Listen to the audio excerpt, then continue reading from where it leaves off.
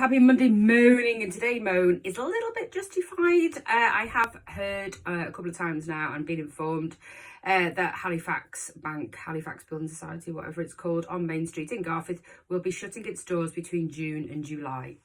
I've heard 2 months, so we'll just go with that.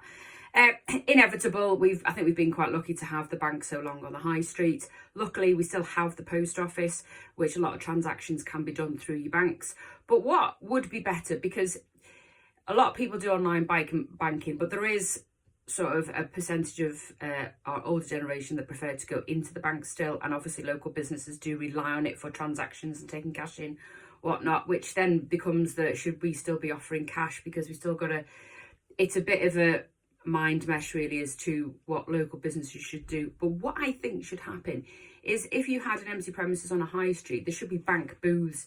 So all the banks share premises, you have a booth for each bank, so you could have 2 or 3 banks, which would be better than none. So Barclays, TSB, Lloyds, for example, whatever they are, just use them for an example. So you could still just go into that one premises and go to the bank that you want to go to.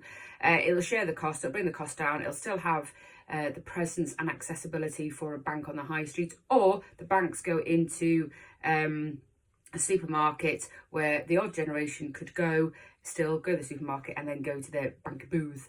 But for the high street, for businesses, I think that would work. But I'm not going to mix the decisions, a bit like what comes onto the high street. Have a beautiful Monday.